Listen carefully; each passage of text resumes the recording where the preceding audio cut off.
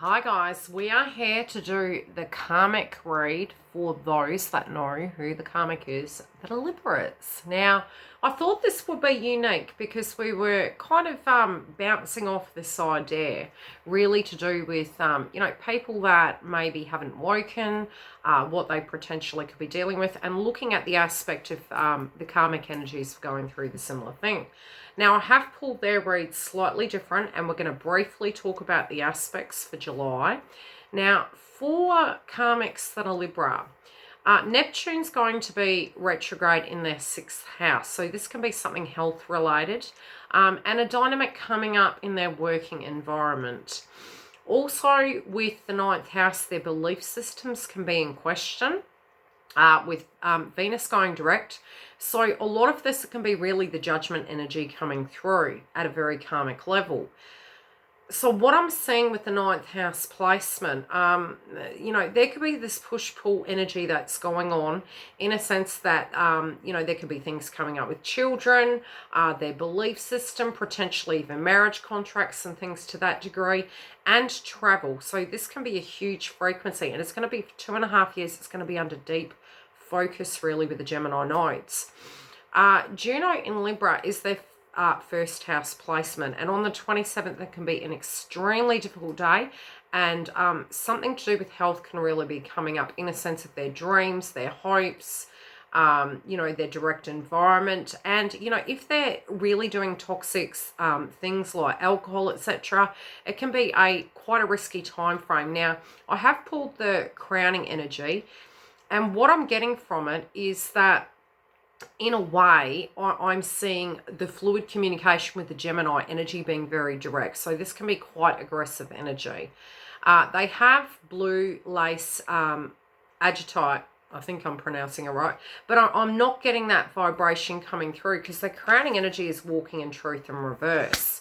Now, in the past tense position, they may have hoped that they could have maybe recouped, and this could have been quiet for a while. So really reflecting back on maybe going into this situation was quite a luxury for them, not needing to deal with certain aspects of adversity, etc., but having to recoup and, moving into this connection potentially, or having an association and a belief linking in with either masculine or feminine, pausing. Now, whatever this pause was, or this tactical response, it can link into the current energy where, again, I'm saying they're going to be very, very direct in July. Now, I do feel this pertains to finances and money, maybe keeping their cards close to their chest, but even agitation as to them being left out of a loop and not being kept in the loop. At a financial level, a lot of their reality is very much based on a falsity. And maybe they're not looking at these things. Now, again, changes that they would directly need to make, and I was feeling this is quite a large frequency coming through, that certain changes can be linking with 5 situations, 5 individuals, but attempting to deal with things has become quite difficult for them. This can be a very testing time in their career sector. And with their tribe, again, a judgment is going to be made. So it can be that people around them are being very strict, or they're being very brash and strict as well. They're in the family-related dynamic, huge conflict, huge issues relating to that. And the first eclipse, whatever this is, this could be where they're freed from a situation. Now, for karmic Librans, this can play out 2 ways. As I mentioned, the energy of Saturn is moving into the 4th house. Something going on at their home. This can be where they're losing their physical home, or they're leaving a location and moving. And a lot of the luck that they had surrounding them, it's kind of shifting now. So there can be a shake-up in the home-related dynamic. By the time they reach the new moon in Cancer, let me look. Again, something to do with what they're working on, how they're dealing with it. This can be very ego-driven, and they're having an opportunity to turn over a new leaf. But I do feel this can be a very risky time for them, especially linking in with tribe, family, and employment.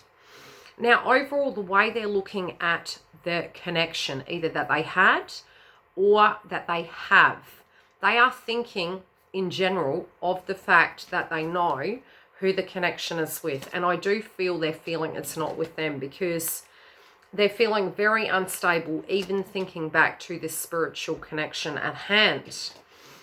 They may be really dealing with, again, pacifiers and things to actually handle this adversity. And again, this can be very disillusioned energy because Neptune is in the 6th house. So at a psychological level, this can be impacting their health. Now, they're really tuning in. This could be conversations with masculine.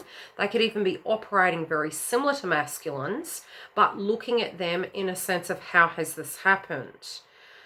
I do feel it just feels very delusional. So this delusional energy can be almost romanticizing something that isn't such.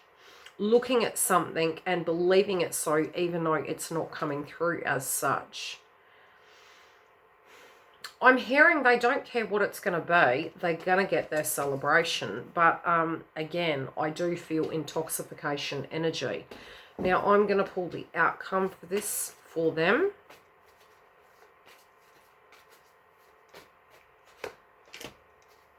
Yeah, this is a severing of contract. Yeah. Okay. Whatever this is, they're being freed from this, whether they wish to or not. It's like one or the other. I really feel it's more the energy of having to free themselves of this, because I feel the individuals who are really at a lower frequency, I'd say. I do feel they're being cut out. This is causing them a great deal of anxiety and stress. It's very painful. And I do feel they're having to let go of this situation. They feel very overwhelmed. And they also feel that the masculine or feminine has seen them for who they really are, because this is the karmic partner. They're in awareness that, you know, counterpart energies are more grounded now. And I do feel there is a feminine energy coming through here who is almost in awareness of this toxic energy. And I feel this is the higher frequency energy. Now, there can be some stresses to do with this ending of this karmic cycle. But for those involved as cross watchers at higher frequency, have the courage to move forward. It may get a bit messy, but it is appearing that this is a very karmic lesson. Now, I'm going to pull crystal again.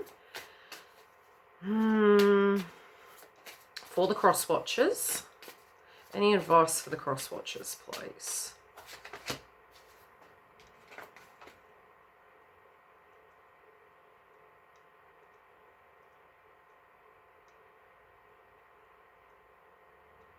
Don't sugarcoat this situation. Look, although you may understand and have compassion, I do feel you need to step back in a sense of not owning it, because this is not transforming while this person's in this energy. It's a cycle the person has to physically go through. It's showing me that they're needing to deal with this. Look, really what's being said, it's not for you to have courage. I feel you need to walk away and keep away from this energy. ATM, right? Due to the fact that what's coming through is I don't feel you'll be able to communicate with this person. This person is not going to understand reason. So if you are a bystander, an observer, or you have no communication, be happy with that, because this energy is very lower frequency at the moment. I'll see you during the month for the live updates for the twin flames. Otherwise, I hope this has helped, and I will see you soon.